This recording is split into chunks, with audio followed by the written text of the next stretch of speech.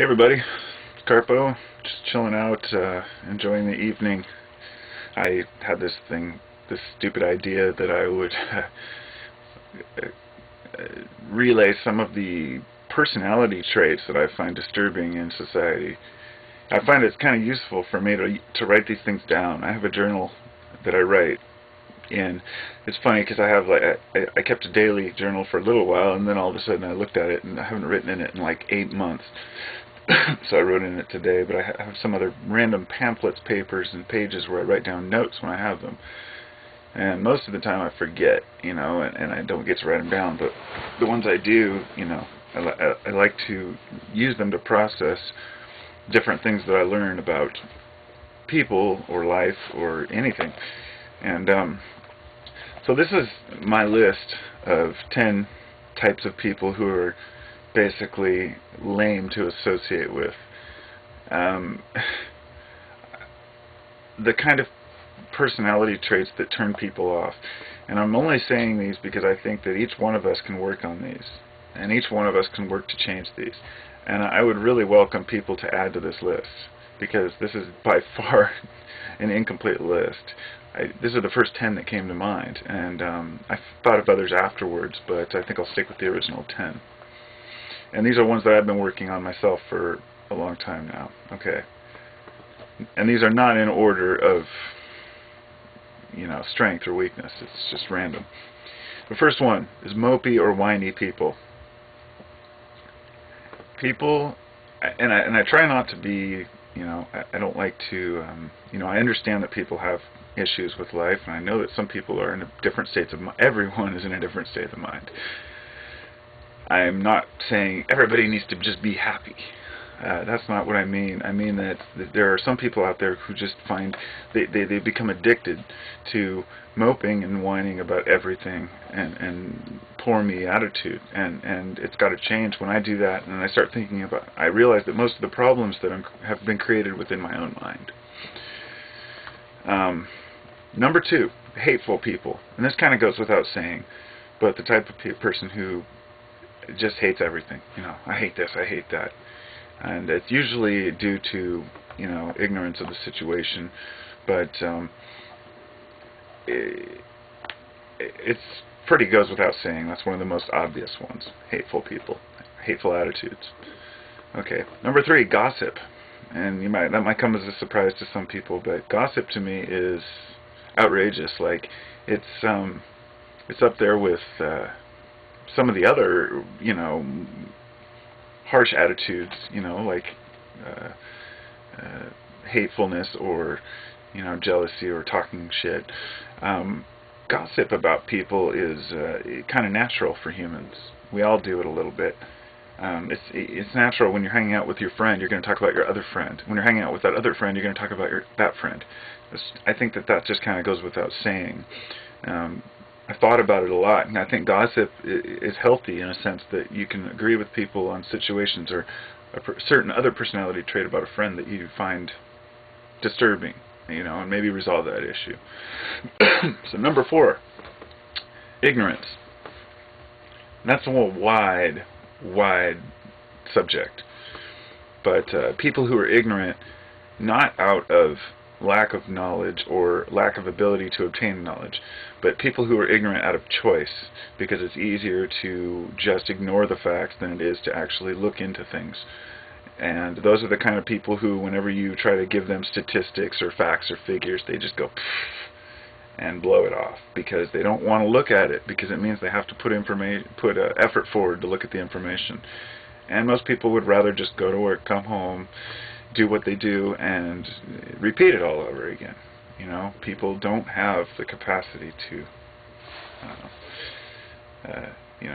not everyone has the capacity to get past the ignorance stage.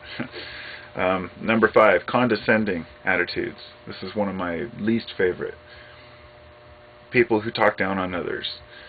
The people who assume that they have the answers that nobody else does, or people who just, one of my least favorite things to hear is, well, I've been there, I know where you're at, in the sense of a person's belief system. A person says, oh, well, I used to think like you, but now I've seen the light, that kind of thing. there is no light that you see. You may have a breakthrough, but the whole thing is that we're going through constant changes. So whatever you see as reality today may very well change tomorrow. Or not. That goes back to ignorance. If you choose not to move forward, then you're stuck in the ignorance. Number 6, egocentricity. Ego is eating people alive. It always has. You know, like they say, the pride comes before the fall, and that's usually there's a lot of truth to that. And being egocentric and thinking that you're the center and all the shit, it's a teenage type attitude that one loses when they get older, but hopefully they don't build back up. Some people never lose it, and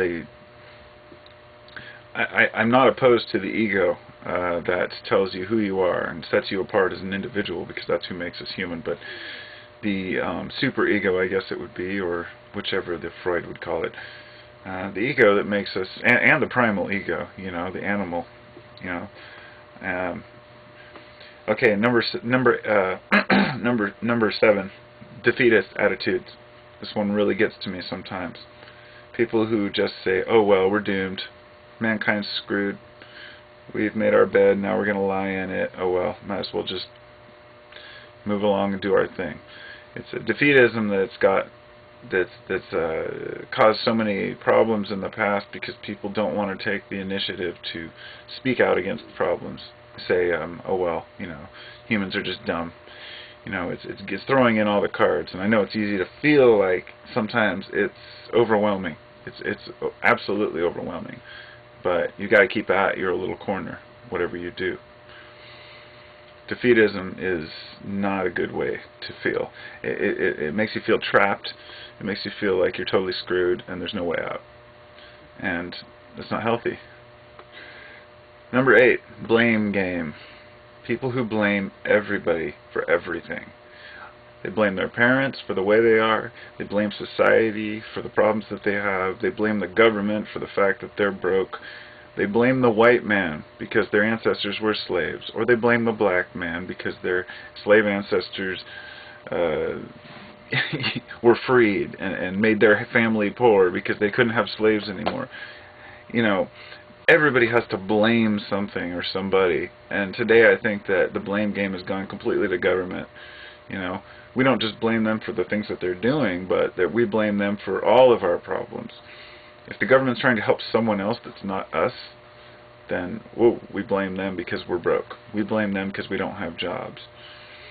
But the blaming of the parents, I think, is something people need to get past big time, because, yeah, not all parents are perfect. In fact, no parents are perfect. Welcome to the real world. So 2 more. Number 9, doomers. Doomers and gloomers. I've been there. I've been one of them, kind of to an extent. I used to have this kind of defeatist doomer attitude that the world was going to destroy itself and we were a disease upon the earth and a scourge and needed to be wiped out. I can see the error in my ways now. That was a foolish thing to think, that nature would make a mistake, but you know, we all go through our phases. And doomers and gloomers are the preppers and whatnot. I understand that mentality because I've had it and I don't want to ever have it again. I live life as it is, and if the shit hits the fan, I'll take care of it, you know. I live on the fly, and that's how it is. And then the last one is abusive people. Not physically, but mental. People, we see these people all over the place. They're in every family, they're in every corner, every workplace, they're all over YouTube. These people will just seek out the weakest person and completely destroy them because it builds energy in it. They're psychic vampires. And they will suck your energy so fast if you feed them. And, you know, I look back on the times when I would buy into people's bullshit and argue about dumb things. And nowadays I just let everything roll. You know, I express myself fully, but I don't let people's comments or attitudes or problems or bullying get to me. It's, you have to know thyself. And you have to know who you are. And, I had to check the camera. Oh, good. Glad I did. I'm almost out of time. So, namaste, everybody. I hope people can add to that list. And talk to y'all soon.